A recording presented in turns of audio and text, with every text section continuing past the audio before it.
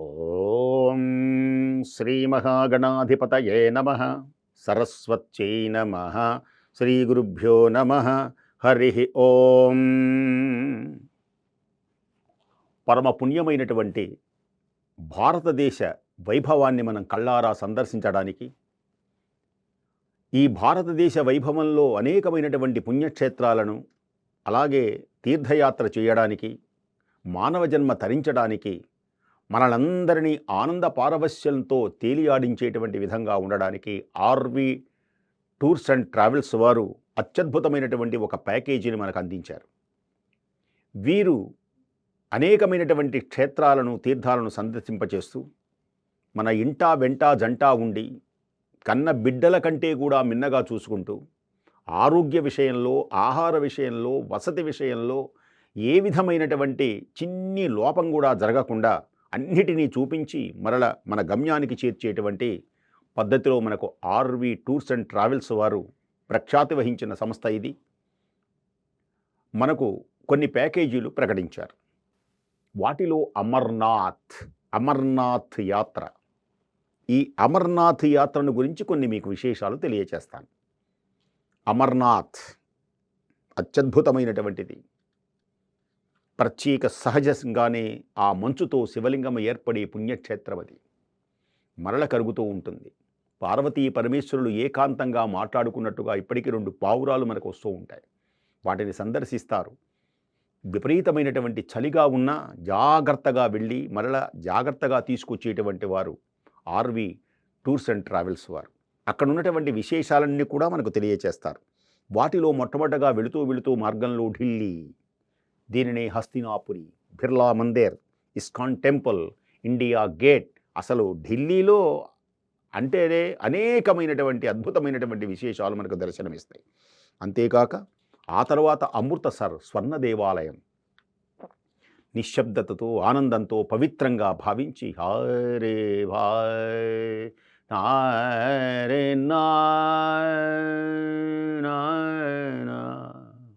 చక్కని సంగీత గానాలతో, భక్తి ప్రపత్తులతో ఆ సిక్కులు పాడేటువంటి ఆనందాన్ని మనం కన్నులారా సందర్శించవచ్చు. దీనిని గోల్డెన్ టెంపుల్, స్వర్ణ దేవాలయం అంటారు. ఆ తర్వాత దుర్గా మందిర్, అక్కడనే జలియన్ వాలా బాగ్. రక్తం పొంగుతుంది దేశభక్తులకైతే.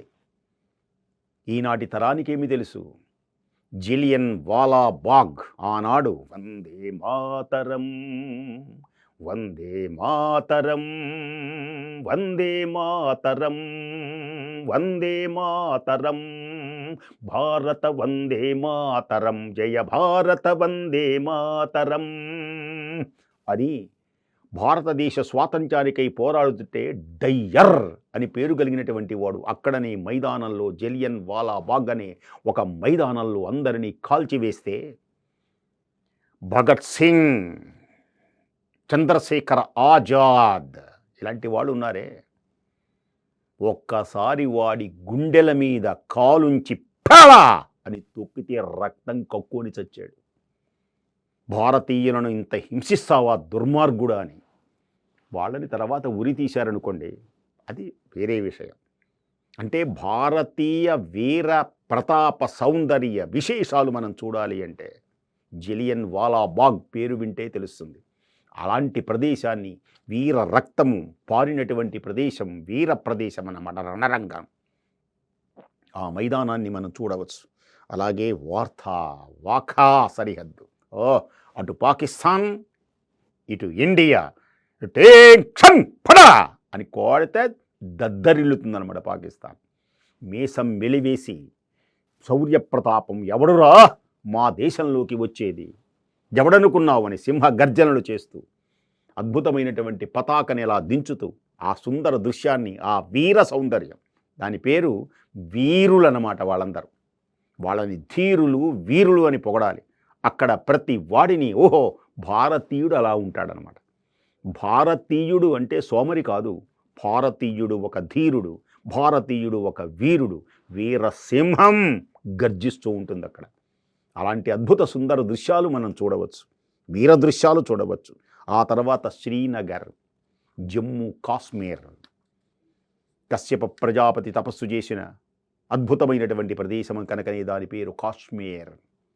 రక్తసిక్తమై అన్యమతాలతో ఇతర దేశముల యొక్క తాకిడితో మన వైభవాన్ని అంతరించిపోతున్న కాలంలో మరల పునరుద్ధరింపబడింది. దాల్ సరస్సులో విహారం ఆనందం. రంగురంగులటువంటి వాళ్ళు వేసి మా పడవ పేరిది, పడవ కూడా పేరు పెడతారు. ఆ పడవలో అందంగా అలా విహరిస్తూ ఉంటే దాల్ సరస్సు అదొక ఆనంద అనుభూతి అన్నమాట. మనకు గనక మాయాబజార్లో లా కిర్రిలా కిర్రిలా కిర్రిలో అంటూ వెళ్తామే, అలాగే ఆనందంతో ఊగిసలాడుతూ రంగురంగులతో ప్రకాశించే అద్భుతమైనటువంటి ఆ సరస్సులో విహారం. ఆ తర్వాత శంకర భగవత్పాదుల వారి యొక్క దివ్యమైనటువంటి అడుగులతో పావనమైనటువంటి సరస్వతి ఆలయం. అక్కడనే వాదోపవాదాలు జరిగి అందుచేతనే కాశ్మీర్ పండితులు అంటారు. శంకరాచార్య ఆలయం, సరస్వతి ఆలయం మనకు దర్శనమిస్తుంది. అలాగే బాల్తాల్ అద్భుతమైనటువంటి క్యాంప్. అమర్నాథ్ గుహలోకి మనం వెళతాం. ఆ గుహలో నిరంతరమైనటువంటి ఏ సమయమునందు మంచంతటా మంచే శివలింగంలా ఉంటుంది. అది విశేషం. ఎవ్వరు అక్కడ ఉండదు. మళ్ళీ ఆ మంచు మెల్లగా కరుగుతుంది, మళ్ళీ శివలింగంలా ఉంటుంది. యుగ యుగాల నుంచి జరుగుతున్న అద్భుతమైనటువంటి పవిత్రమైనటువంటి గుహ. ఆ తర్వాత వైష్ణో దేవాలయం, అలాగే చాముండాదేవి యొక్క దివ్యమైనటువంటి దేవాలయం, అలాగే చింతపూర్ణి దేవి యొక్క దివ్యమైనటువంటి ఆలయం, అలాగే జ్వాలాముఖి ఆలయం, కాంగ్రాదేవి ఆలయం, మైనాదేవి ఆలయం. అలాగే అటు తర్వాత అద్భుతమైనటువంటి విశేషంతో మనకు దర్శనమిచ్చేది వీళ్ళ టూరులో కురుక్షేత్రం. పరశురాముడు అని పేరు కలిగినటువంటి ఆయన 21 మార్లు దుర్మార్గులైనటువంటి రాక్షసులు అధర్మ పాలన చేస్తున్నప్పుడు తన గండ్రగొడ్డలతో తలలు నరికి వేసి ఆ రక్తసిక్తమైనటువంటి ఆ గండ్రగొడ్డలిని 5 కుండాలలో అలా కడిగాడట. దాని పేరే శమంతక పంచకం. ఆ ప్రదేశంలోనే ధర్మక్షేత్రమైనటువంటి కురుక్షేత్రం. ఆ కురుక్షేత్రంలోనే కౌరవ పాండవ సంగ్రామం జరిగింది 18 రోజులు. అక్కడనే శ్రీకృష్ణ భగవానుడు దివ్యమైనటువంటి విశ్వవిరాట్ స్వరూపాన్ని చూపిస్తే అర్జునుడు చూచాడు, ఆంజనేయుడు చూచాడు, సంజయుడు చూచి గుడ్డివాడైనటువంటి ధృతరాష్ట్రునికి తెలియచేశాడు. అద్భుతమైనటువంటి మహోన్నతమైనటువంటి విశేషం, ఆనందంతో ప్రకాశించే ఆ దివ్య పునీతమైనటువంటిది. పార్థాయ ప్రతిబోధితాం భగవతా నారాయణేన స్వయం. నారాయణుడే స్వయముగా భగవద్గీతను బోధించిన పుణ్యప్రదేశమే కురుక్షేత్రం. వీర రక్తపు ధార వారవోసినటువంటిది, ప్రతిజ్ఞను నెరవేర్చుకున్నటువంటిది. 18 రోజులు అత్యద్భుతమైనటువంటి యుద్ధం జరిగింది, భారత యుద్ధం. ఎందరెందరో వీరులు ప్రాణత్యాగాలు చేసి వారి యొక్క విజయ పరంపరలు మనకు తెలుస్తూ ఉంటాయి. అలాంటి ప్రదేశాన్ని మనకు చూపిస్తారు.